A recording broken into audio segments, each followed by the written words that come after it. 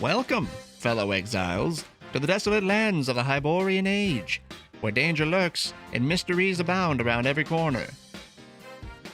Brace yourselves for an extraordinary venture as we set out to uncover the secrets that hold the key to our freedom. But surviving in this untamed wilderness won't be a walk in the park, my dear friends.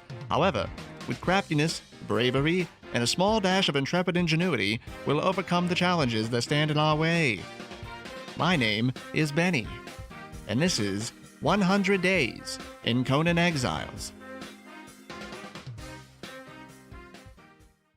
Day 1 within the exiled lands began with us spawning in on the broken highway, and we could not help but marvel at our appearance. And with a sense of urgency that rivaled a snail's pace, we embarked to investigate the nearby fender bender, where we found a bit of food and some water conveniently placed in a chest. It was a bit hot in the desert here, and turning our attention to the nearby fauna, we began to gather up the resources to craft us up some absolutely exquisite duds. After finishing our first foray into the world of textiles, we began to head north until we found a set of ruins, whose ancient artifacts decided to speak secrets into our ears and whisper the basic principles of tool crafting. Truly an enlightening experience. After our education at the ruins, we decided to head further north, and, in a display of pure genius, we secured our resting place with a bedroll fit for a king, or at least a hedgehog with low standards. Nearby where we placed our bedroll, we saw a fine gentleman taking a stroll, and we invited him into a gentlemanly duel, of which we won. Before rather ungentlemanly, we decided to cook up their meat and finish the night off. It's day 2 as we rubbed our sleepy eyes and yawned our way into existence, and we realized the absolute urgency of building a house. As you know, kings do not sleep on the ground. After building something that a hedgehog could be proud of, we set off on our first minor expedition, armed with nothing but our flimsy tools and sense of misplaced confidence. We found a new fellow over at Narrow Neck Span, and as we tried to walk up and give them a high five, we, high-dagger their temples. After our small expedition back at our humble abode, we engaged in the ancient art of prepping, a skill almost as old as procrastination itself. As we prepared to build a furnace, the marvelous adventures of marveling over rocks and sticks alike continued. That is, until just before dawn we finally manufactured our first forge. Well, you know what they say, day 3 is always a doozy, and boy do we do the do on this day. And with determination filling our hearts, we left that day on a grand quest to gather iron. Because, you know, nothing's more metal than metal. Anyways, while out on our adventure, we crossed paths with Eric the Slayer, the not-so-terrifying terror of the training lands. And after we finished our testosterone-filled thumb war, we were rewarded with a cool mask that Eric made himself. He was also carrying a macaroni painting. And after our thunderous thumb war with Eric the Areola, we were set upon by a dangerous wild predator, Wily E. Vulture. Are you trying to Wile E. Coyote me? But that's not all, as shortly thereafter we stumbled upon Spider Mountain, a place so terrifying that we just noped out of there and ran for our lives. But trouble comes in threes, and after our arachnid-induced heart palpitations, we decided to channel our inner warriors and challenge a Dafari camp, where we learned that combat is indeed not as graceful as the story suggests. And after our failed attempt at negotiating with our nearby neighbors, we retraced our steps and gathered all of our scattered belongings. Heading back to camp with an iron will and a brand new vendetta, we then proceeded to construct a forge and armor bench. Yes, dear friends, we were ready to become masters of the anvil and creators of slightly less mediocre equipment. It's day 4, and armed with the power of iron, we embrace the noble quest of improving our gathering capabilities. Yes, we were ready to rock those rocks and bash those bushes with an elegance only a barbarian could achieve. But that's not all. We summoned the mighty Wheel of Pain, a contraption designed to break thralls and convince them to join our cause. Because who needs friends when you can have reluctant minions? As if that wasn't enough, we also set our sights on the glamorous world of tannery and leatherworking.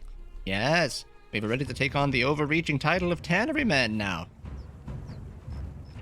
And I wonder if this is what my father meant when he always said he would tan my hide.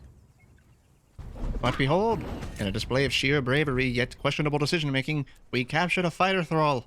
And with all of the excitement anyone could have at watching a man walk in circles for hours, we spent the remainder of our night doing just that, and nothing else. And with that, ladies and gentlemen and capybaras, behold the glorious day 5. As the sun graced us with its radiant presence, we embarked on our second mini-expedition, determined to uncover the mysteries of the nearby desert. Spoiler alert, there's sand. Meanwhile, 2 of our 3 souls stumbled upon a peculiar temple, a place so bewildering it even had scorpions and bizarre-looking tigers standing guard outside. Not looking for trouble, we decided to turn on our heels and hightail it out of there. But our excursion was not in vain. Along the way, we managed to capture a cook, because what's an adventure without a chef to whip up gourmet meals in the middle of nowhere? Surely not one I want to be on. However, not content with the mere cook, we unleashed our inner blacksmiths, forging weapons and armor fit for the fiercest of fighters. And with our weapons gleaming and armor clinking, we valiantly tidied up our resources under the moonlit sky, channeling our inner neat freaks. All the while, we anxiously awaited the cook's inevitable breakdown on the Wheel of Pain. Ah, finally, a moment of respite as we await for our dear cook to complete their journey of breaking. But hey, while we're here, let's take a little break from our adventures and have a friendly chat. First things first, my fellow adventurers, let's talk about something that's absolutely free. Hitting that magical subscribe button and smashing the like button. Trust me, it won't cost you a single coin from your virtual pockets. Now I know what you're thinking. Why should I bother? Well, let me tell you, these videos take a whole lot of blood, sweat, and virtual tears to create. It's a labor of love and a creative journey that I can only undertake with your continued support. So, my dear viewers, if you enjoy the ridiculousness and absurdity that unfolds in these videos, hitting that subscribe button and leaving a like would mean the world to me. It's like a virtual high five, a nod of appreciation, a token of support that fuels my desire to continue this mad adventure. But I've droned on enough about that, so let's get back to the real stuff. The waiting game continues as we anxiously twiddle our thumbs, hoping that our dear cook friend will finally break free from their mental shackles. In an attempt to pass the time, we decided to take our trusty fighter out for some good old XP farming. Because, you know, what better way to spend your day than engaging in glorious battles that may or may not end in utter defeat? But alas, our ambitions to conquer the Dafari camp on the Overlook were met with yet another calamity.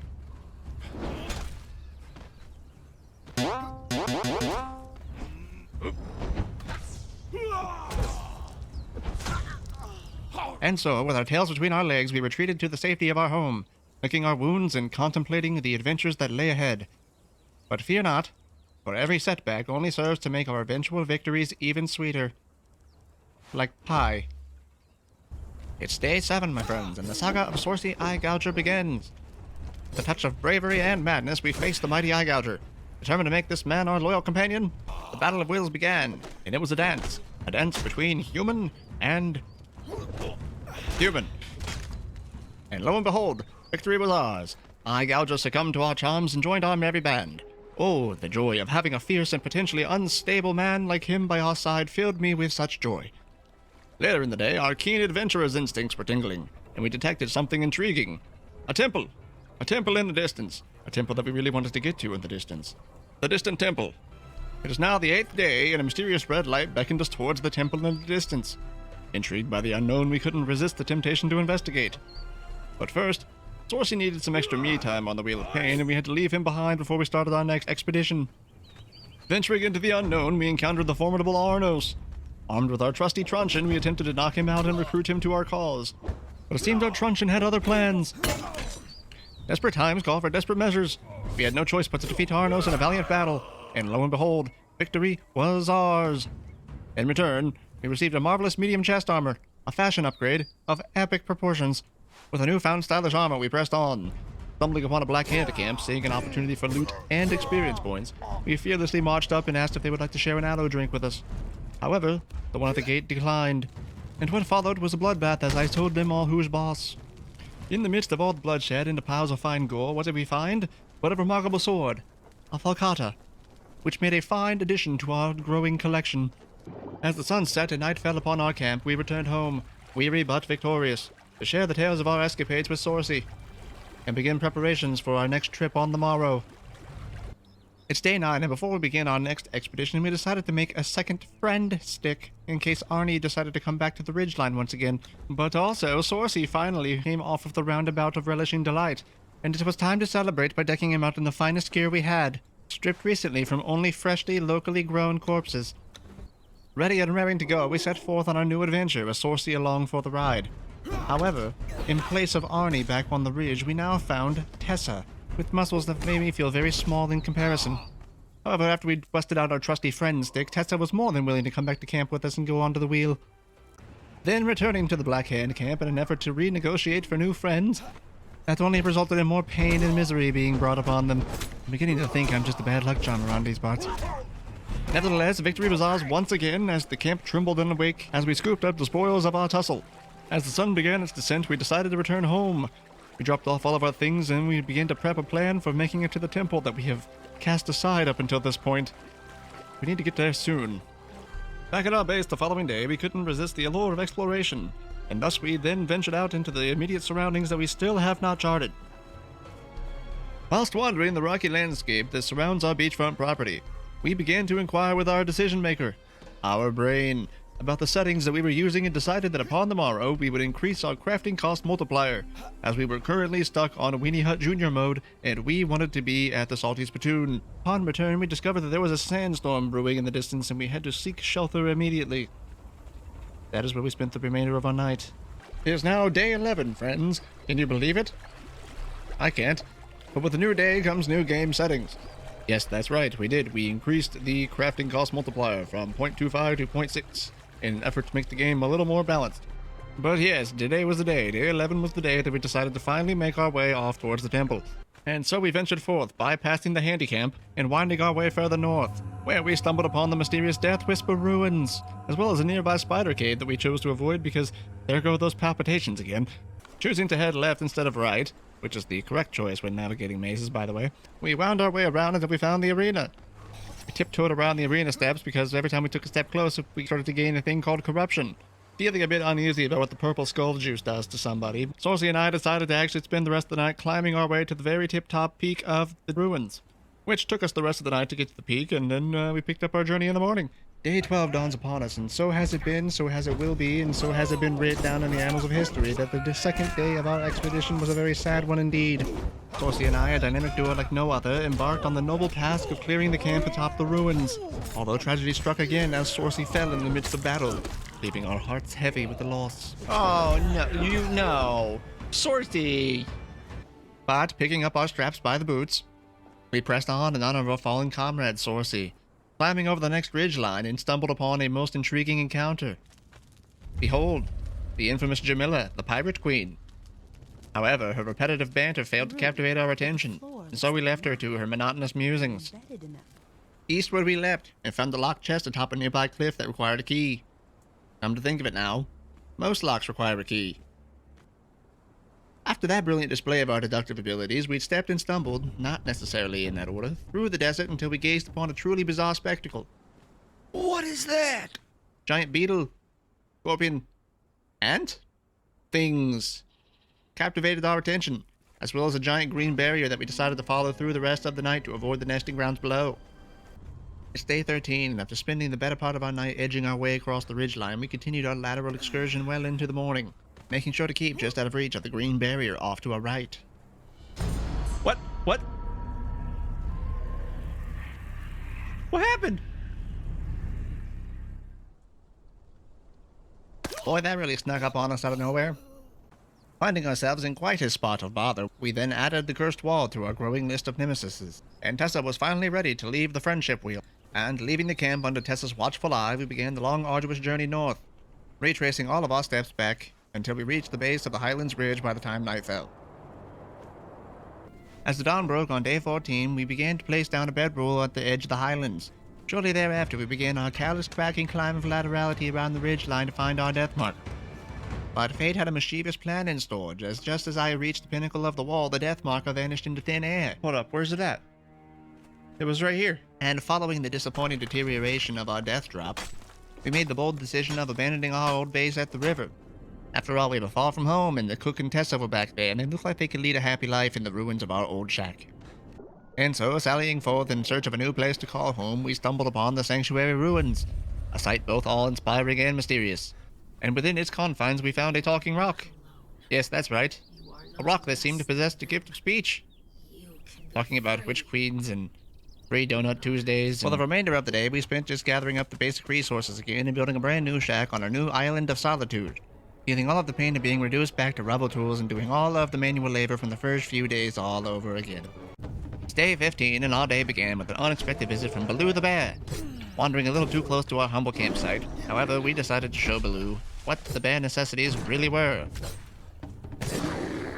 That's a stupid joke, but we're gonna leave that in. However, in order to not be considered a complete monster, we took the wayward bear cub that was nearby and kept him in our pockets until we can give him a home later on. Inspired by our new baby bear, we set out to turn Sanctuary Island into an animal sanctuary, and I was going to become the savior of the bears. The bear savior. The bear Jesus.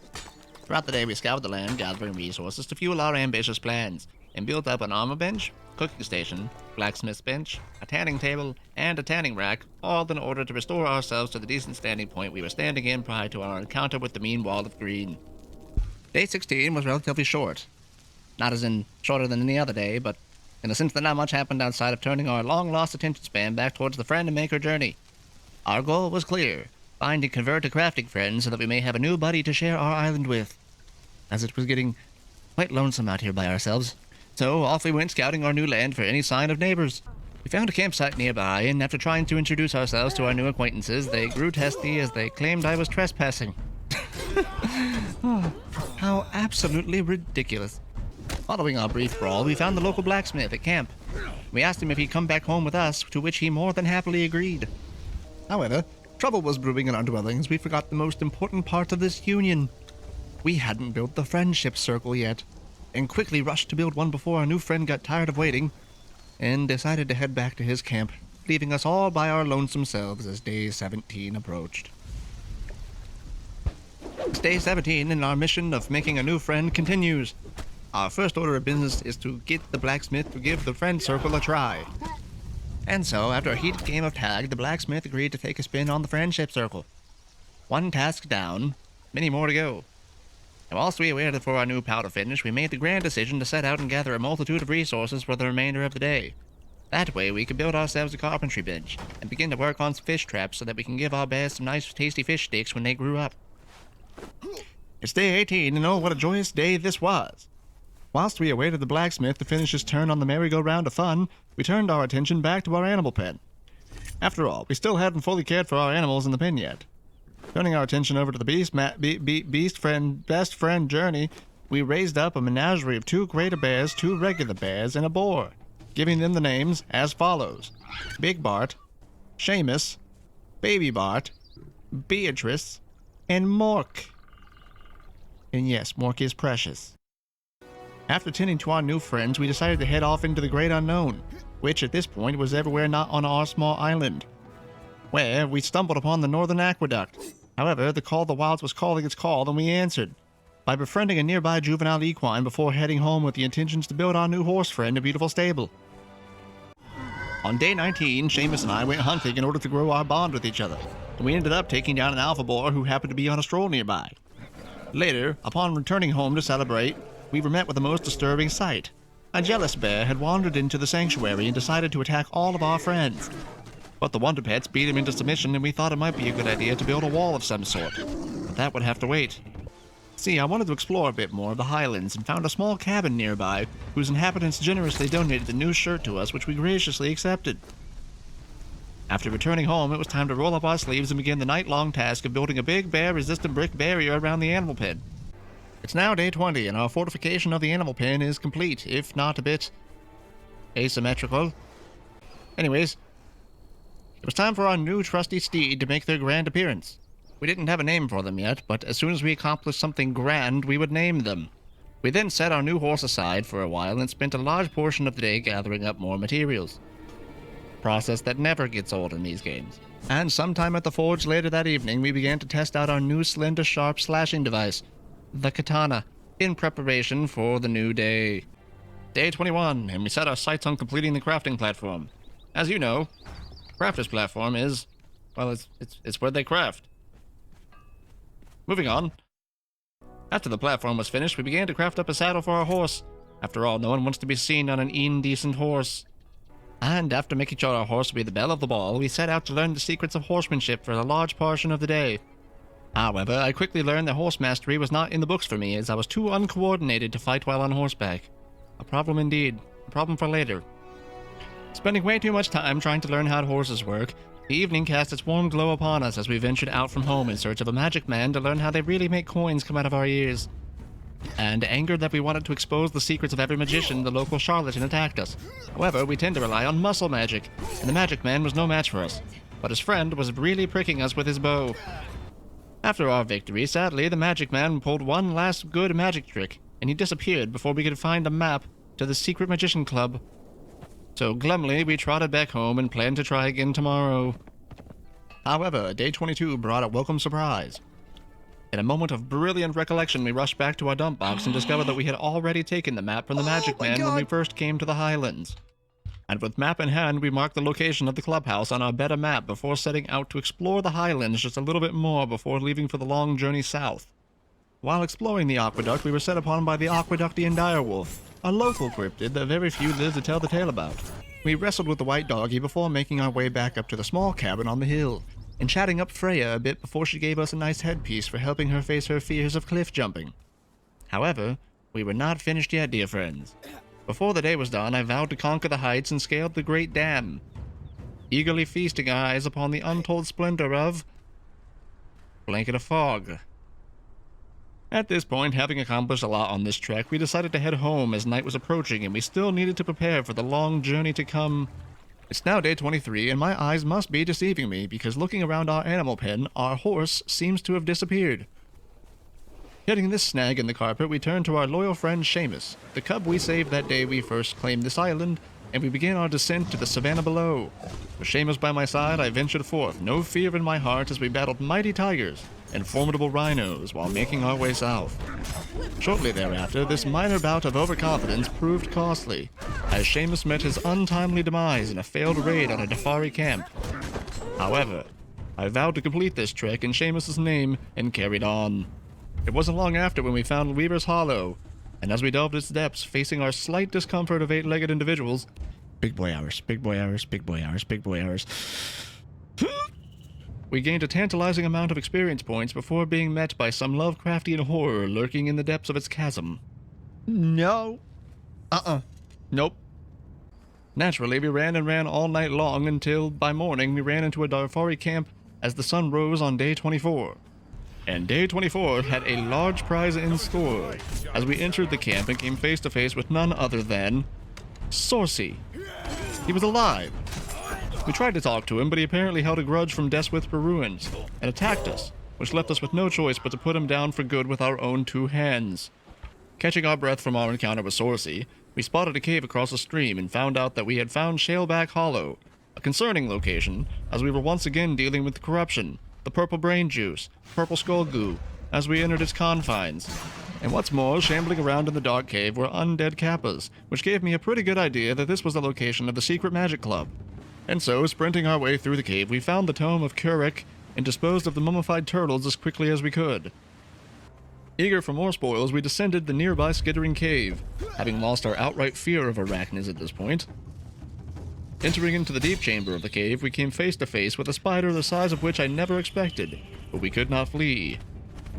Minutes later, after learning the 8-legged dance routine of the Arachnid Queen, we stood as the champion, being gifted a skeleton key and a set of exquisite Akbaton daggers for our participation. Further inspection led us to finding a locked box deeper in the cave, where we used the skeleton key and walked away with the unintelligible mace. Following our caving escapade, we decided to head back around to our old stomping grounds and check out the old homestead. Along the way, we crossed the crocodile pond and got into a bit of a spat with the big bad boss croc all the way into the next morning. Day 25, and the sun rose on our victory over the BBC, and with it came a brand new skeleton key. However, our sadness grew as the search for a locked chest nearby led us to gaining absolutely nothing except for a set of soggy trousers. Continuing on and returning to our old homestead, we were welcomed by a sandstorm which chased us inside for shelter until it passed. Once the storm cleared, we set to repairing all of our equipment and spending a good portion of the day salvaging anything we could from the old camp, as we prepared to take Tessa and Cookie back to the Highlands with us. Once we finally finished preparing, we set out north on our long journey home. While out on our trek, we came across a unique encounter for our girl Tessa, as she was met by her twin. Tessa, and the two battled it out in a Highlander-style duel, proving that our Tessa was, in fact, the one true Tessa.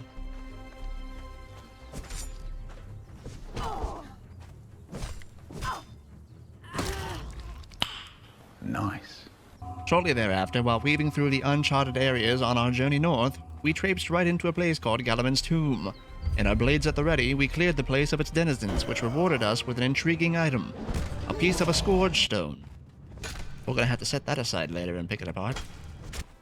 While leaving the tomb, night had fallen, and as we ventured past the next ridge, we could see the rays of the coming sun on the rise.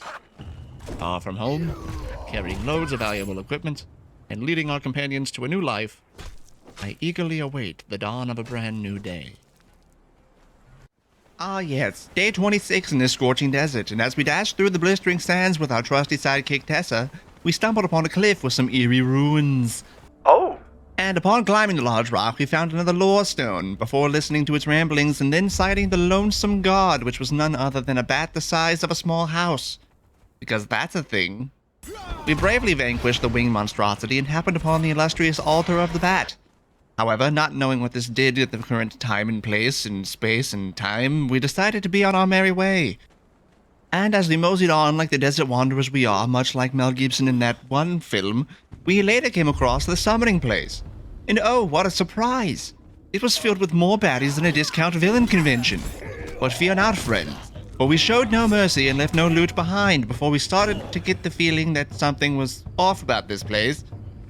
Maybe it was the large sacrifice pit, or the giant red eye marker on the map. Or, I don't know, maybe it was the floating dismembered body that was just hanging around in our peripherals. After leaving that place behind on day 27, we navigated our way around the nearby ridge, encountering more delightful 8-legged skittery boys and their not-so-friendly mom. Guess what better way to start your day than facing off against giant spiders and their mammoth-sized matriarchs, am I right? Oh, no. After utilizing what we learned from the skittering caves, we bested the beast, and lo and behold, we discovered Hanuman's Gada, a legendary weapon worthy of our fearless companion Tessa, because we can't apparently get any agility weapons from these drops. Moving on, we found a nearby watering hole, and we stumbled upon the assistant regional manager Croc, furious at our meddling earlier with his boss. So after battling our crocodilian friend, we opened up his hidden puzzle box, and voila! We were gifted with the luxurious Love Tap, a legendary club that deals knockout damage, which I was extremely keen upon using later. However, shiny new trusty friend stick aside, we were not done with this day. No, not yet. Indeed, to cap off this eventful day, we embarked on a daring midnight assault against the Black Galleon. The night was dark, the tension was high, and unfortunately, we lost Tessa in the heat of the early assault. Farewell, brave Tessa. Your courage will be missed. And so, as the desert sun began to rise on the new day, we bid adieu to Tessa, and with valor we continued a one-man attack on the denizens of the Galleon. And so, on day 28, we learned that valor is only valuable for the living, and so, greatly outnumbered and carrying a full inventory, we decided to cut our losses and egress the Galleon, vowing to return yet another day.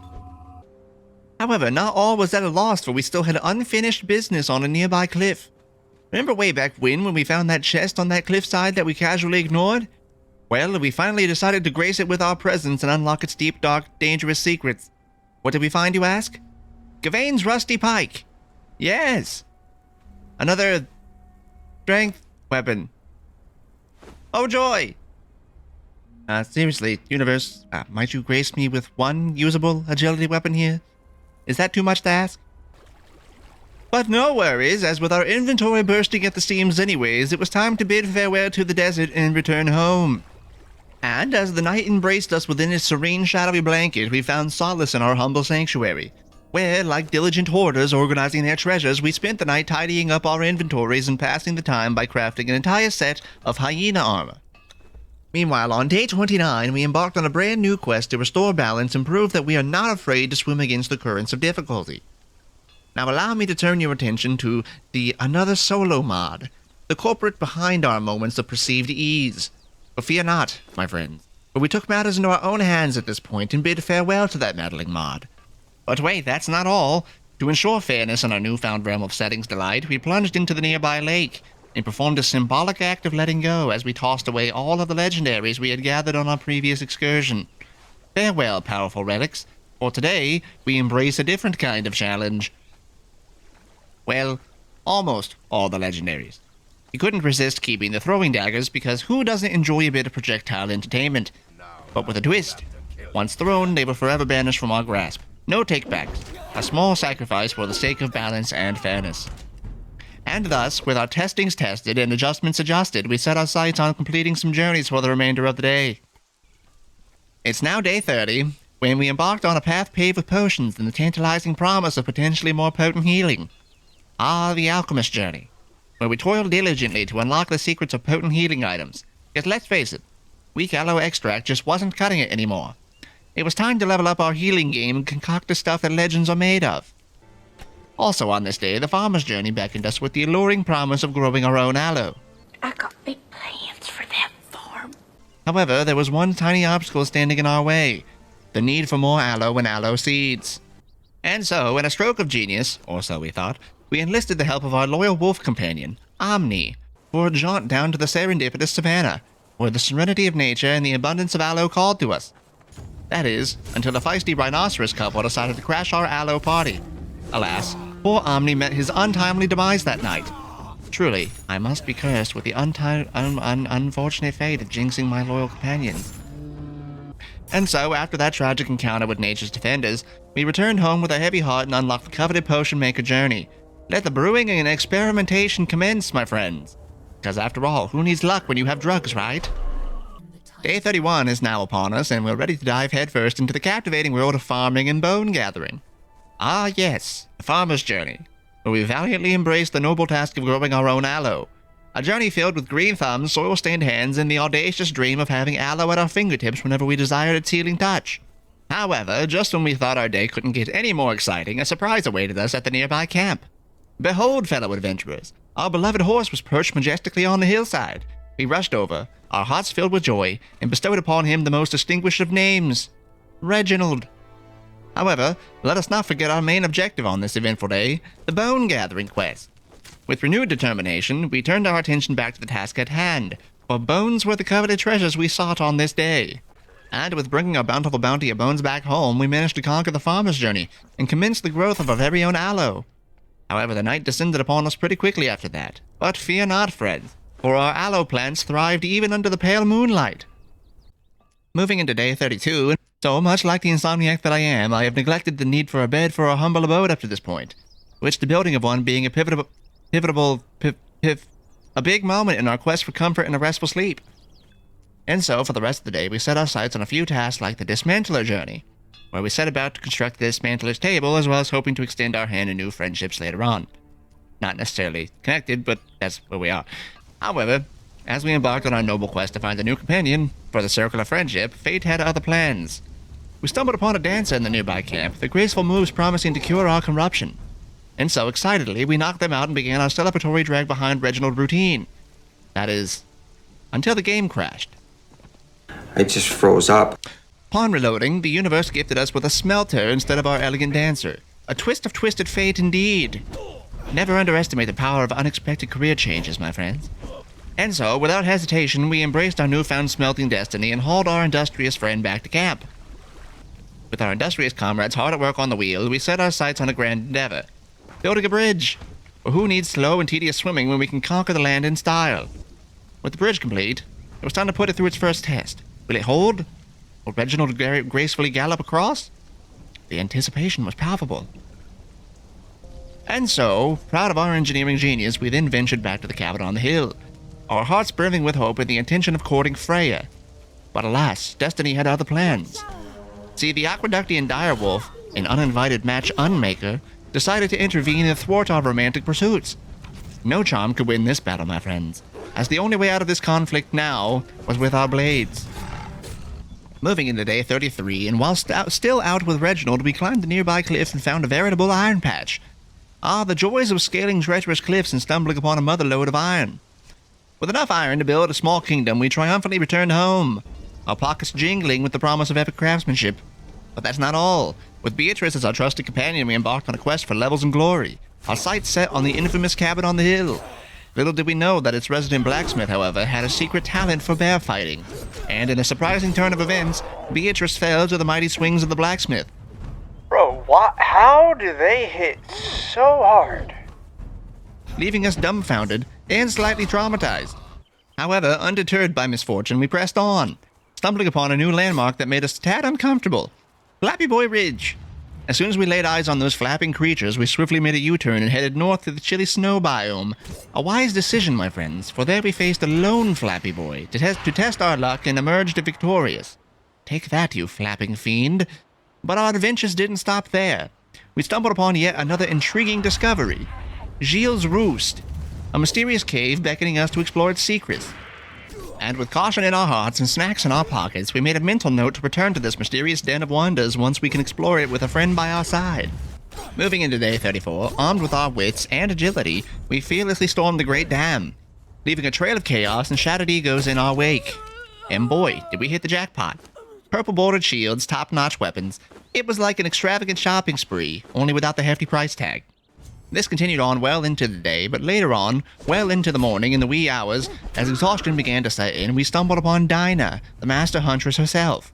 With an irresistible combination of our trusty friend stick, a newly acquired shield, and dance moves that would make the gods weep tears of envy, we swept Dinah off her feet in a mesmerizing dance extravaganza. It was like a scene out of a fantastical musical, only with a lot more bludgeoning. And as dawn broke and the birds chirped their approval, Dinah couldn't resist our irresistible charm and agreed to join us back at our sanctuary, where our adventures continue to unfold with every step and twirl, bringing about a new member of our quirky band of misfits. As the sun rose on another glorious day, we welcomed Dinah to our humble abode and introduced her to the thrilling world of wheel spinning. Then, equipped with our trusty aloe-seeking gear and a burning curiosity for new discoveries, we ventured forth into the untamed lands. Our mission, to gather aloe and uncover hidden gems of intrigue. And boy, did we stumble upon some fascinating places. While out, we came across Mekhamosis' Spire. Here we discovered the Acolytes of Set, a peculiar group with a fondness for snakes and an uncanny ability to talk to, well, a talking head. A talking head! Can you believe it? Conversations with a decapitated body part. Just another day in the exiled lands here. So we exchanged witty banter, sought advice from the disembodied wisdom, and left with more questions than answers as the sun began to rise on the following day. Day 36, and we stumbled upon an intriguing character, a self-proclaimed guardian expert. How exciting! They taught us the intricate art of assembling these mechanical marvels, and boy were we excited.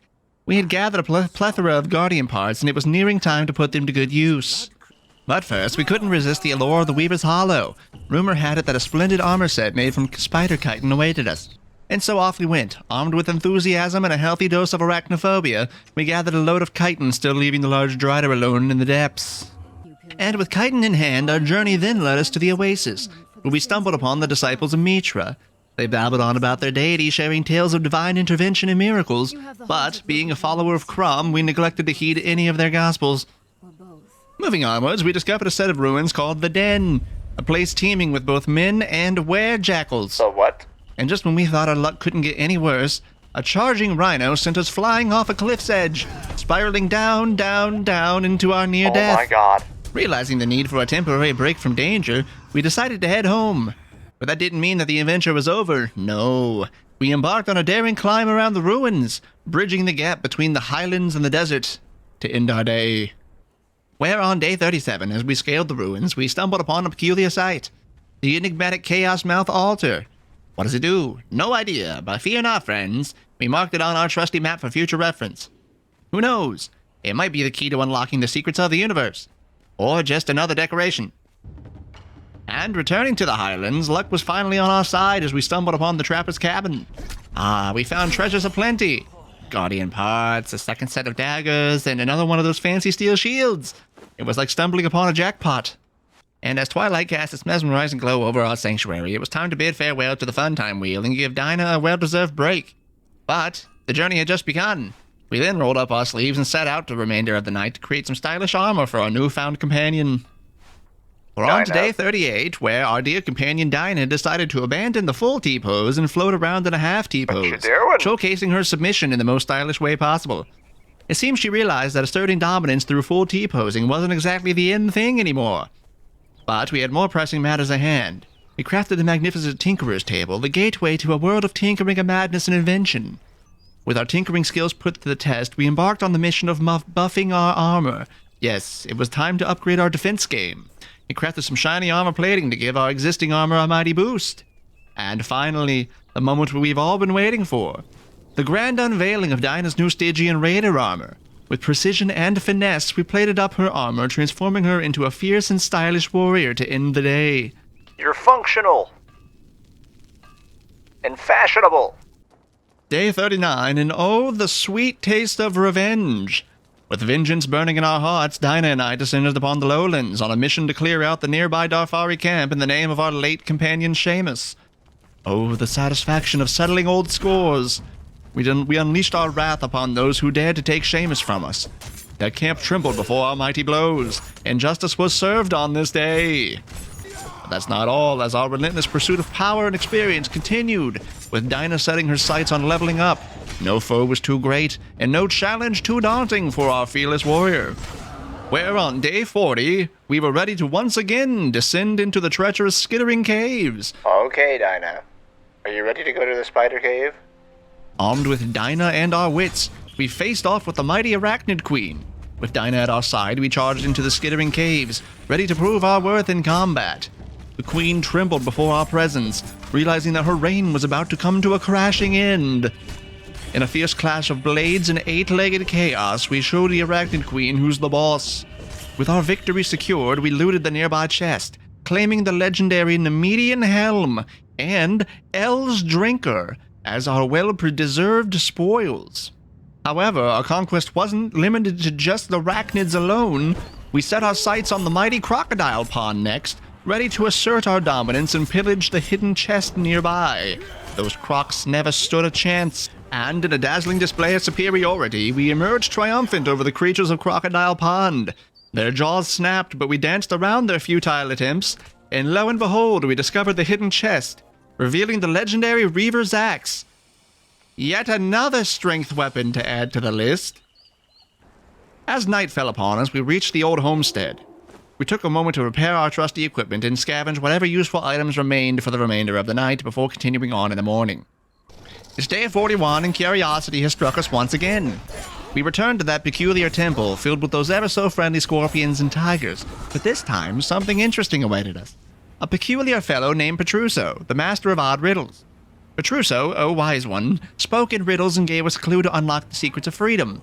He revealed the existence of not one, not two, but 3 elusive pieces of Scourge Stone. How convenient, we just happen to have one of them already. Now listen closely, friends. To unleash the true power of the Scourge Stone, we must gather all 3 pieces. It's like a twisted version of a certain famous tri-sided force. But hey, we're up for the task. And with our mind set on the sacred Triforce, Scourge Stone, we continued our journey into the lush and dangerous jungle biome as night descended. As the new day dawned on day 42, we found ourselves tangled in a place infested with creepy crawlies and monkey business. The enchanting Silk Woods, where spiders reign supreme and chests play fun games of hide and seek. We valiantly dispatched not one, but 2 mighty arachnids during our stay. Sadly, no chest appeared, but don't worry, we've got something even better. A series of graves! If you play Conan, you better rush to this spot for a secret that you might find very entertaining. And as we ventured deeper, we stumbled upon what appeared to be the ruins of an ancient city. Ah, the remnants of a forgotten civilization. Or so we thought. Turned out to be a wild ape party, with gorillas and apes raining down on us at every turn. While in the midst of this primate pandemonium, we showcased our impressive survival skills and managed to escape the clutches of those cheeky apes. Just before dawn broke again on the next day. On day 43, and we're about to descend into the depths of an ancient dungeon to uncover its secrets. And what we found waiting for us was none other than the Witch Queen herself. We entered the Witch Queen's chamber, expecting a warm welcome after her charming messages she left us through the Magic Rocket Sanctuary Island, but oh boy, were we in for a wicked surprise. I just came here for the free donuts you were talking about. It was in fact not Free Donut Tuesday, and the statues around her sprang to life when the Queen herself decided to have a not-so-friendly chat with us. What followed was a thrilling battle against the twin statues and the Queen Bee herself. Our duo, Dinah and I, showed off our magnificent combat skills. Swords clashed, spells flew, and we danced through a maze of danger. And guess what? We emerged as the victorious conquerors, claiming the highly coveted mask of the Queen Bee as our prize. But that wasn't it. We learned how to make a certain set of armor, as well as discovering a mysterious key that promises to unlock the path to someone named Rasma. Who could Rasma be? A long-lost friend? A powerful ally? We'll find out soon, hopefully. But hold on to your butts, as now it's day 44, and after navigating the dense jungle, we appeared on the coast where we made yet another discovery. The shantytown of Flotsam. Ah, Flotsam. The land of rough and tumble fighters. Dinah and I fearlessly engaged in combat with these fierce locals, showcasing our combat skills like true champions. But little did we know a menacing figure awaited us. The one and only Dunkus the Mad Eye. As we confronted Dunkus, we soon realized that this guy was on a whole new level of madness. Seriously, he made the Witch Queen and her guardian statues look like child's play. The damage he dished out was simply insane, and at that point I may or may not have experienced a tiny panic attack, where in an attempt to save our own skins, I made a strategic decision to retreat. Unfortunately, Dinah's AI had other plans, and, well, she didn't make it out alive. To add insult to injury, when I rushed back to recover her body, I had mysteriously vanished into thin air, along with all the precious armor and legendary gear that she was wearing. Talk about a major setback. And after that crushing defeat and the disappearing act of Dinah's gear, I mustered up what little courage remained and ventured deeper into the treacherous jungle, even as the darkness of night slowly enveloped our surroundings. On day 45, we spent navigating the jungle, where danger lurked around every corner. As I navigated through the dense foliage, battling arachnids, dodging shoebills, and wrestling with giant snakes, stumbled upon a truly bizarre sight. There it stood, a grand obelisk, emanating corruption like it was going out of style. Naturally, I decided to attune to it, expecting something awe-inspiring to happen, but all it did was glow and look fancy. And so, leaving the mystical obelisk behind, I ventured back into the nearby desert, hoping for a change of scenery. Lo and behold, we found ourselves near one of those legendary loot chests. Unable to resist the temptation, we decided to take a little detour and see if luck really was on our side. And the chest was there, waiting to reveal its treasures. With a sense of bittersweet triumph, we opened it, and voila! The daggers of nameless days appeared before us, gleaming with deadly beauty. Sure, they were an amazing find, but I couldn't help but feel a tinge of sadness as we lost Dinah in this last excursion. It's day 46 now, and we decided to tackle the task of housekeeping, the glamorous side of surviving in these games. Day 46 was all about decluttering, sorting through mountains of loot and finding a place for everything. It was like a game of Tetris with swords and potions. But that wasn't all we did. Oh no, we also indulged in some crafty tent installation. And let's not forget the most crucial part of our day, upgrading our fashion game. The old medium armor just wasn't cutting it anymore, so we decided to step it up a notch. We unleashed our inner fashionista and crafted ourselves up some heavy Vanir armor for the remainder of the night. Day 47, the base management continued, and at this point we really were turning into the Martha Stewarts of the exiled lands. However, first things first, we had to put our shiny new armor, shield, and axe to the test. Sure, we might not have a strength build, but who needs it when you have pure determination and a legendary axe? Spoiler alert, that axe packs a punch, even for the non-strength inclined. However, we didn't neglect our base for the day, and we finally crafted a top-of-the-line dismantler to put it to work. Say goodbye, outdated equipment, cluttering our storage chests, and hello to valuable resources ready for a new lease on life. It's now day 48, and the baby rhino we stole from the savannah a long time ago finally raised up in the animal pen. So we named him Ronaldo, and we decided to take him out to test his combat skills. But, little did we know, Ronaldo had a surprise in store for us. See, it turns out our lovable Ronaldo, the rhino, is a pacifist. We tried everything to get Ronaldo in the fighting spirit, but he wasn't having any of it. Instead of charging headfirst into battle, he opted for a more peaceful approach. Running away. So, instead of showcasing Ronaldo's combat prowess, we decided to embrace his peaceful spirit and enjoy some leisurely strolls through the highlands. Who needs battles when you have a rhino companion who prefers to frolic and explore, am I right? Day 49 marks a significant milestone in our journey of love and companionship. Equipped with our trusty heavy Vanir armor and our friend-making stick, we mounted up Reginald, our faithful steed, and set off on a mission to capture the heart of Freya atop the local hillside. And after a brief ride through the woods, we arrived at Freya's place, ready to sweep her off her feet with our impressive courting dance. Yes, it was time to put our best foot forward and show Freya the love and attention that she deserves. With every move, twirl, and spin, we poured our heart and soul into the dance, mesmerizing Freya with our undeniable charisma. It was a dance like no other, filled with laughter, clumsiness, and mayhaps a slight tinge of bludgeoning. And just like that, Freya succumbed to our irresistible charm. Overjoyed by our victory, we hoisted Freya up, and together we embarked on a thrilling stroll back through our sanctuary through the moonlit night. Where, upon arriving home, we wasted no time in introducing Freya to the Wheel of Good Times, where she would find her place in our growing family of companions. It was a moment of celebration, unity, and yes, even new beginnings. However, days 50 and 51 marked a pivotal moment in our quest for knowledge and exploration. We ventured into the sprawling savannah below, visiting the iconic Pride Rock and uncovering the secrets of the Den. On our way during our adventure, we faced the formidable third member of the Crocodilian Triplets, engaging in a fierce battle that culminated in our victory in the acquisition of Baltor's Lodestone.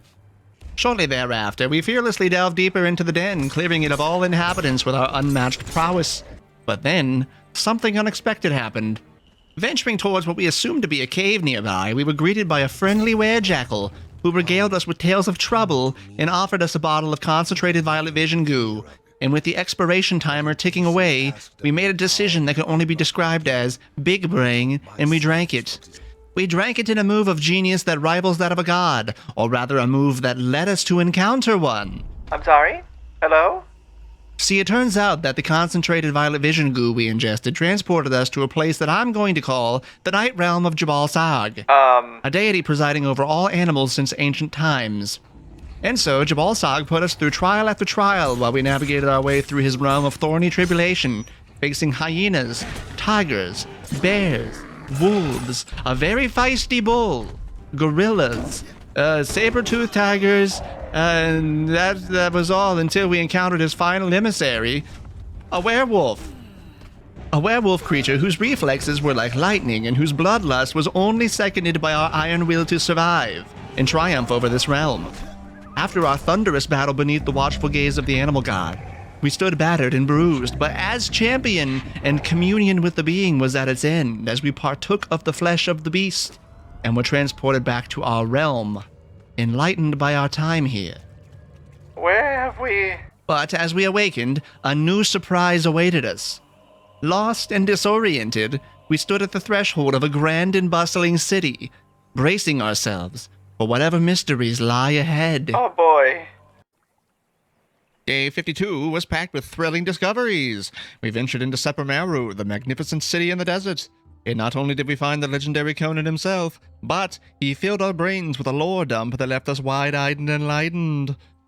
However, that's not all. To cleanse ourselves of corruption, we engaged in a wonderful experience in the city. We watched the dancers of Seppermeru, because after all, nothing says purification like watching a dance party unfold before your very eyes. However, our fun and games were short-lived as we were unexpectedly jumped by bandits. But fear not, dear friends, for we proved ourselves more than capable of dealing with these pesky foes and unleashed our secret technique: running away. On the dawn of day 53, we continued our exploration of Seppermeru, uncovering its many hidden secrets in the surrounding area. And so as we delved deeper into this region of the map, we stumbled upon the mysterious King's Niche, a place teeming with draugrs. And after gifting them their last rites, a chest beckoned to us, and from it we claimed the legendary Gavain's rusty pike. Continuing our streak of finding only a majority of strength-based weaponry. However, as our adventure continued, we chanced upon the ceremonial Circle of Swords, where a monstrous world boss, the Rot Branch, awaited. But oh, did it pack a punch! And so, wisely, we decided to leave that formidable foe for another day. And, undeterred by the darkness of night, we journeyed back home, our hearts filled with excitement for what lay ahead. And so, on day 54, we rolled up our sleeves and got to work. First on the agenda was tidying up our resources from a prior excursion. Next up, our trusty companion Freya finished her whirl on the Wheel of Friendship, and let me tell you, she enjoyed every moment of it. But wait, that's not all, as we cranked up our crafting game later in the day by building an improved furnace and an improved armor bench. And with our crafting prowess at its new peak, we'd suited up Freya with the finest armor we could muster. Oh, but the fun didn't stop there, as we embarked on a resource-gathering spree, readying ourselves for some massive upgrades for the remainder of the day. Now, for days 55 to 57, as a lot of repetitive tasks occurred that we're going to cover all at once, these days we've been on a grand mission of mass gathering like there's no tomorrow, or tomorrows, or laters. But oh boy, we did a lot. But wait, as what's an adventure without a dash of combat and experience points, as we couldn't resist taking Freya on a quick XP trip on the lands below. And with our pockets full of resources and Freya's level beginning to soar, we decided it was finally time to upgrade our base. And so we worked tirelessly to get ourselves ready for one massive batch of base improvement in the coming days. Coming back in on day 58, and on this fantastic day, we decided to get our potion game on point. So we built a fabulous casting table in order to make ourselves some glass flasks for later use. And there's more, as we kicked off 2 important journeys, the potion maker journey and the chef journey. Because after all, what's an adventure without a dash of alchemy and culinary skills? And so, truly, our base was now buzzing with activity as we built a fantastic new platform and an epic stove. A stove, which, when it was all fired up, we dove further into the chef journey, whipping up the most delectable fish strips you've ever seen. It's day 59 now, and boy, was it a whirlwind of upgrades and exploration. Today, we kicked it up a notch by crafting the most epic blacksmith bench you've ever laid eyes on, as well as making ourselves an improved dismantling table for destroying things that we didn't have a use for later on. Gavain's Pike, I'm looking at you.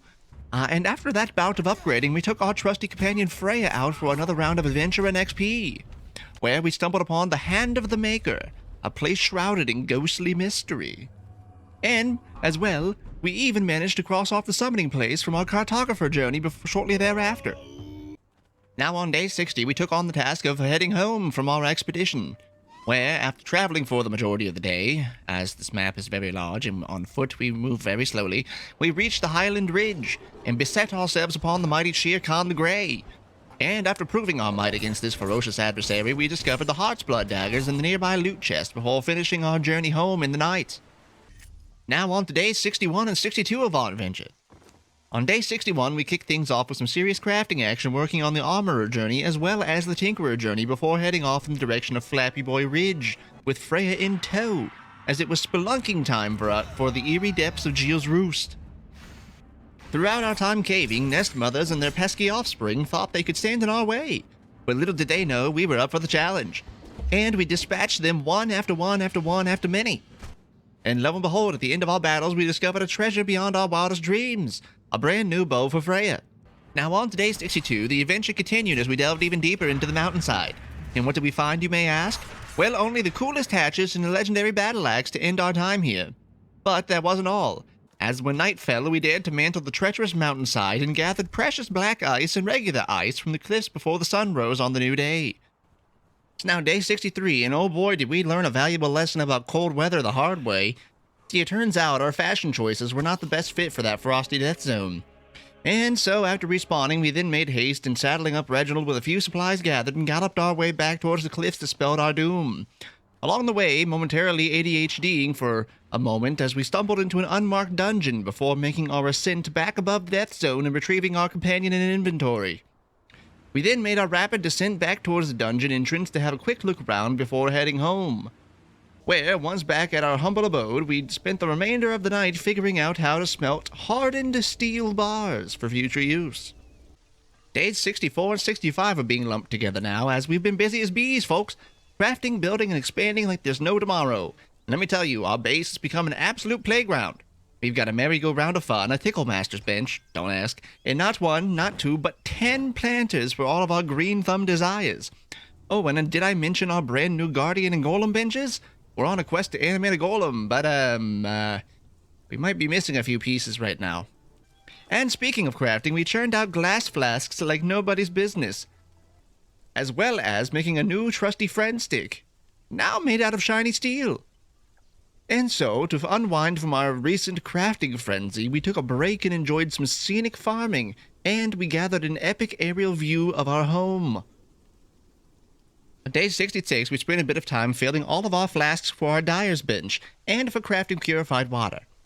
We then set out to gather some orange ficos to make some orange dye for our armor, because we have to get the Baka color scheme going at some point.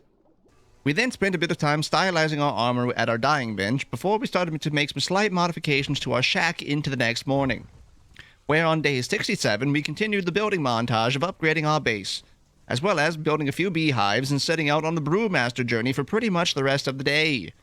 As a side note, this day we figured out that alcohol will warm you up and it will be very useful for our mountain adventures later. It's day 68 now, and we cooked up some spiced haunch in the morning. A veritable breakfast of champions right there. And with alcohol and spiced meat in our pockets, we headed back into the cold north. Heading back down into that one unnamed dungeon we discovered and found out that there really wasn't that much down there aside from it being a quick travel passage from the highlands to the jungle biomes.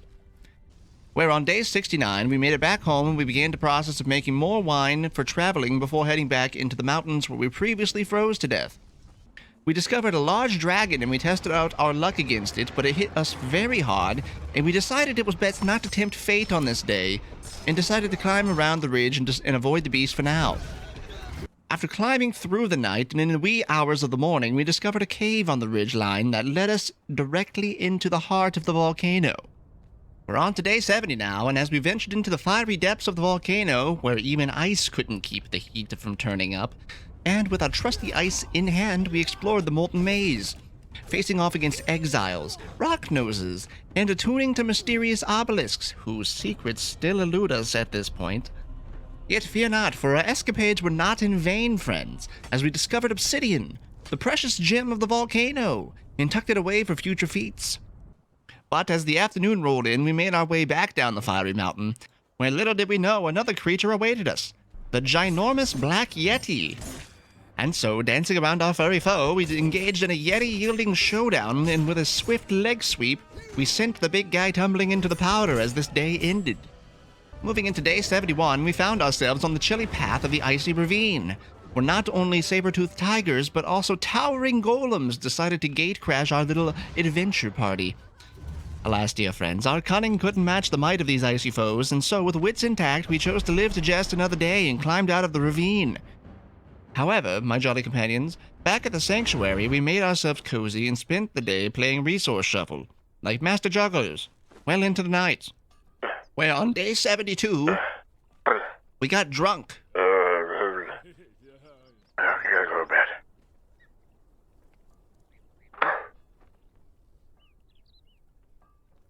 Well, not for the whole day, but, well, there was a few things that happened this day. Our merry journey brought us face to face with a new puzzlement at this point. Star metal, the mysterious substance of cosmic legends, puzzled us to no end. With heads buzzing and minds pondering, we embarked on a quest to discover the secrets of the celestial marvel. However, undeterred by the mysteries of the stars, we decided to unleash our inner strength. Well, sort of. With great resolve, we forged a magnificent hardened steel greatsword, flexing our muscles, figuratively speaking, as we took it for a test spin. However, a remembrance emerged from the depths of our minds at this point. While out, we remembered that the Spider-Man lady demons lurking in the shadows of Weaver's Hollow still yearned for an epic showdown, and we were up for the task. And so, we donned our imaginary capes and decided to become the heroes of freeing this cave from spiders. And into the depths of the pit we ventured to vanquish this monstrous fiend. After our encounter with the spider demon, on day 73, we were brought to the heart of the unnamed city, a bustling metropolis filled with skeletons, relic hunters, and mysteries galore. As we forged through this skeleton armada with gusto, we stumbled upon the Library of Esoteric Knowledge. There, in the presence of the wise cartographer, we learned a tantalizing secret, the true path to freedom from these exiled lands. However, the road to liberation is paved with artifacts. A buttload of them, to be precise. And to gather all of them in time, well, it seems like a task as epic as slaying a dragon. Yet fear not, for we have discovered a cunning plan. These elusive artifacts have been hidden away in specific dungeons, cleverly stashed by their previous owners, and we began to hatch a scheme to see how many we can get. Day 74, we spent the majority of the day trying to find our way out of the unnamed city. And in the very, very early morning leading into day 75, we came across a king scorpion guarding a legendary chest, which we looted and received the shield of Kutamun for our troubles.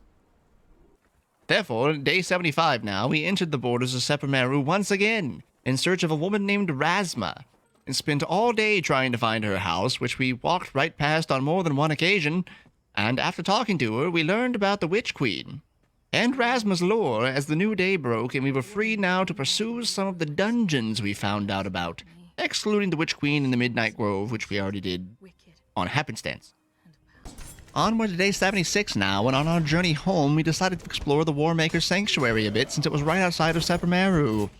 Whilst delving into the dungeon's depths, we discovered a giant Smurfy boy and duked it out for a while in the Forgotten Halls. And after our victory over the Blue Man group, we then stumbled upon a second mapped room, this one holding receptacles for some kind of items. After getting too curious, we ended up setting off a buttload of traps as we didn't realize they were directly affecting us just by interacting with the spaces, and after leaving the Warmaker's abode, we then made a pit stop by the King's Niche to grab a loot chest before continuing further north into the next dawn. Days 77 through 78 were mostly us bounding around the mountains of the dead now in search of 3 items in order to help bring peace to a ghostly smith, and also to gain the knowledge of how to craft up a splendid set of Aesir armor before finishing our journey home. Where on day 79 we learned that even if we couldn't find star metal ourselves, we could just dismantle any star metal tools we acquired and didn't want, or any legendaries that we had in excess, into star metal ingots for later use. And the majority of the day was spent planning and organizing our storage stations. Afterwards, on days 80 and 81, we undertook a large mission, as this was the day that we decided to climb the icebound mountain and lead our force into the heart of the volcano in search of the mysterious Well of Skelos. What is that? And after spotting the glowing Snake spire Man. in the distance, we began our vertical assault on the portal tower, fighting exiles and snake big people snake the man. whole way up.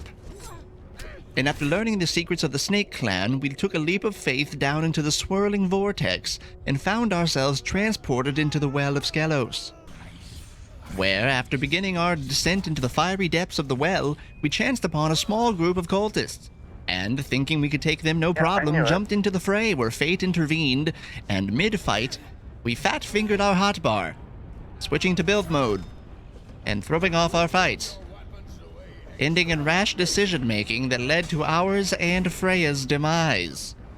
All because we brought along that stupid building hammer What and kept just it in our happened? Oh my hotbar god. next to our weapon. We're losing Freya. All because of that.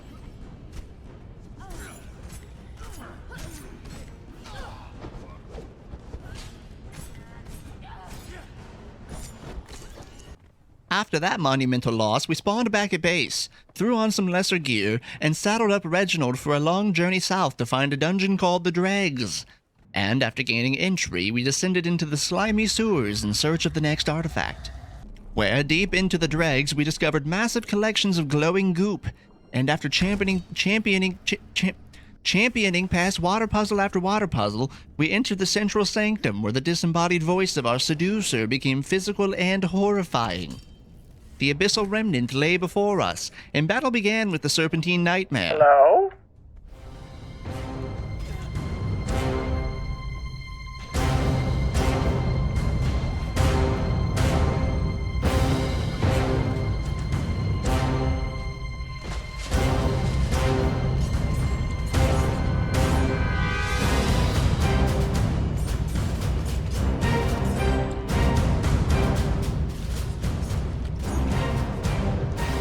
However, the large slug was no match for our agility and shortly fell to our blades as we gained some abyssal knowledge for our troubles. Day 83 is a short one as we spent a majority of the day heading back home, and then on our return working on some housekeeping well into the next day. Where on day 84 we set our new plan in motion and left on a mission of extending our friendship stick to both Freya and Janos. However, Freya decided to no-clip into the back rooms, and well, we were only left with Janos at the end of all of this. However, bringing him back home, we put him onto the Wheel of Fun Time and Happiness, and then we were made aware that a purge was on approach, and, well, all of our operations pretty much stopped at that point in preparation. Onward to day 85, and we brought out Big Bart. And all day long, we valiantly fought for our homestead through the day and night until we stood victorious over waves 1, 2, 3, and I think there was a 4th of the Purge. Day 86 led us to crafting the next tier of Armorer's Bench, and to trying to figure out how to make hardened leather, which, oh boy, that was something I should have really done sooner. And so we took a little trip back to the savannah in order to gather up some rhino hides for future armors, and we ended off the day by building a map room, which was a lot bigger than I thought it was going to be, but we figured out that it would allow us to teleport to attuned obelisks that we have found all along our journey. On day 87, we suited up Janos and teleported our way to Sephiroth in order to go find the silver mines and the Scorpion Queen. Along the way, we passed through Rhino Horn Ridge and hunted the King Rhino, where, after looting the Eye of Khan bow from the nearby loot chest, we made our descent into the mines to hunt down the next dungeon boss. Close to the end of the dungeon, we fought off a Scorpion King and had the genius idea to let Janos heal back up to full before fighting the Queen. And since it would take a bit of time for him to regenerate, I decided to step away to go get some food while I waited. On my return, I realized that this was a big mistake. So, turns out, monsters respawn in the dungeons. And while I was away getting food, waiting for Janos to heal up, I walked back in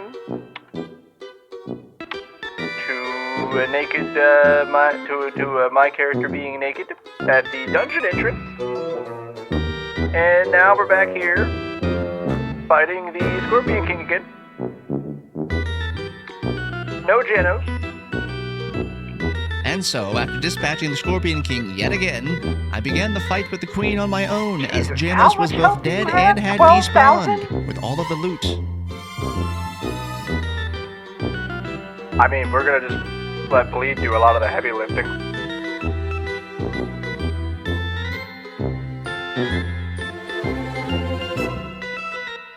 After ending the Queen's reign, we began our journey home, and yet, before dawn, we wandered up and found Finger Fang Rock, where on day 88 there were a lot of small achievements on our way home. To begin with, we climbed Finger Fang Rock and spoke to the mountain man before discovering a blood crystal rock nose and obtaining a small amount of blood crystal for our troubles. And then, on our journey home, we came upon New Asagarth and spent a bit of time raiding the village and looting anything we thought was important before making it home that night. It's day 89 now, and we set out once again on a journey for friendship, and Freya was the first to take a spin on the wheel. Yet, after searching for Janos back up at the dam and not finding him, we did, however, stumble upon a Leon on the other side of the dam and drug him home with us in the middle of the night. It's day 90 now, and we're in the final 10 days, so we heavily jumped on to our endgame planning. First up was to reset our ability points and make it so that we could have 2 thralls with us and start prepping equipment for our thralls once they finished on the wheel. Then on to day 91, prep continued and the long process of slicing and pulling weeds began in search of seeds for our fluid press. See, hardened leather takes a lot of resources to craft, including a metric ton of oil, and the only way that I remembered you can get oil was from crushing seeds. Hundreds and hundreds of seeds. And after our weeding journey on day 92, the thralls had been outfitted and we crafted up a potion of midnight, as I wanted to take them on a long experience grind and get them some levels rapidly. And so we set out through the Midnight Grove once again, fighting hyenas, wolves, panthers, bears, gorillas, saber-toothed tigers, a very feisty bull, and a werewolf, before returning to the exiled lands in the heart of Sephiroth, and once again heading off towards the unnamed city, where we entered the Citadel of the Triumvirate and fought and killed a very long snaky boy. Unfortunately, this ended in the death of both Freya and Leon from poison, putting all of that hard work and effort to waste. It's day 93 now, and out of spite for the unnamed city and its denizens, we set upon the White Death on our own. And after a vicious fight, we ended up looting the verminhide boots off of its corpse before running all the way across the desert to investigate the Death Whisper ruins that evening. Inside the ruins, we fought through an armada of Skelly Boys and Spidey Freaks, only to discover what looked like a door to a dungeon, but we could not figure out how or if you could open it, and we left. After leaving the ruins on day 94, we decided to investigate the nearby arena before heading home, and after running the gauntlet of Skelly Boy archers and fighters and avoiding another long snake'em, we discovered the arena center and learned dragon recipes before testing our luck against the large undead reptilian and promptly running and hiding from it so as not to die ourselves. On days 95 and 96, our time is beginning to run short, so we set our sights on completing one last dungeon to end our 100 days on, the Barrow King within the Mounds of the Dead. And so we decided to recruit the aid of Freya and Dinah once again for our last effort within these lands. We headed out to Seprameru once more to cleanse our corruption for the last time, and then feverishly began harvesting more seeds and fish for oil, in the hopes of outfitting our new members with decent gear, and also, hopefully, keeping everyone alive to the end. Days 97 and 98 were a whirlwind of repetitively swinging our sickle through weeds and fishing, as well as crafting up our new armor sets for our friends and getting them all dyed up for the aesthetics before we teleported our way out to find the Barrow King and claim his artifact for ourselves. It's day 99 and we finalized our gear and began to set out, teleporting to the Mountains of the Dead and searching the nearby hillsides for the entrance to the Barrow King's crypt, fighting through swarms of Smurfy boys and gaining quite a few levels for our baby thralls in the process. That's proper. Oh, hi.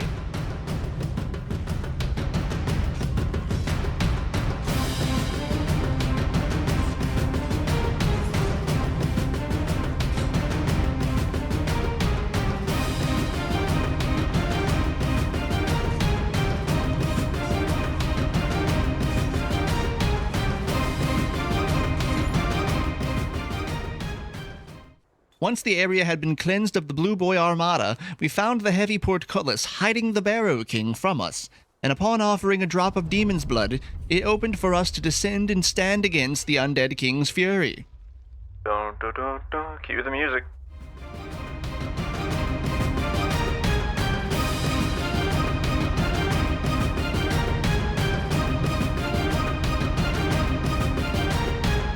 Oh. Oh, he's just right there. I thought this was going to be a dungeon. Well, that makes me worry a little bit more since he's just there.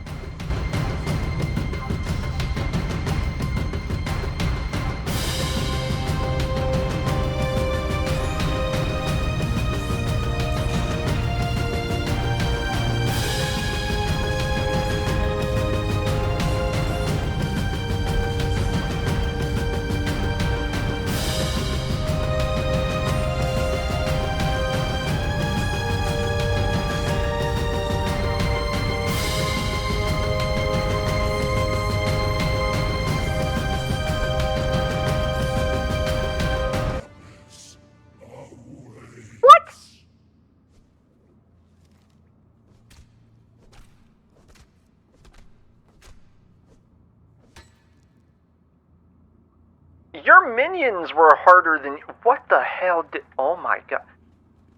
Yet, after our disappointing fight with the Big Baby Bitch King, we learned some new recipes and stole his crown as our prize. I feel rather disappointed in that boss for not being as hard as I thought it was going to be. That was barely stronger than a world boss.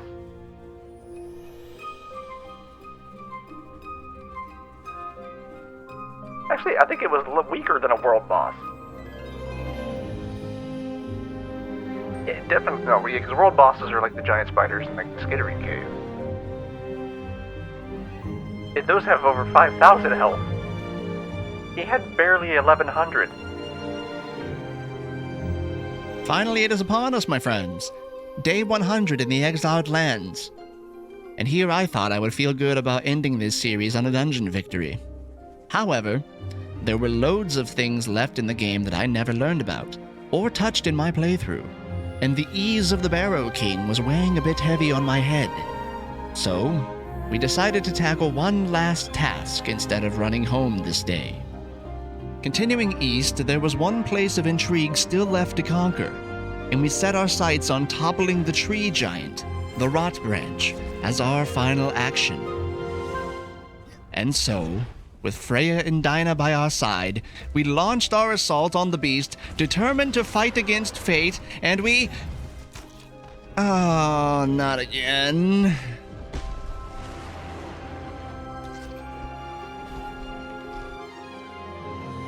Well, there we have it, gang. Thank you all for joining me on this journey of swords and sorcery. And if you did enjoy the video, why don't you go ahead and poke the like and subscribe buttons and let me know what you thought in the comments down below. This was a lot of fun, even if we didn't get to accomplish a large portion of the game, and I learned a lot from this very first run. But alas, we are at the end here. And so, until next time, friends, stay golden.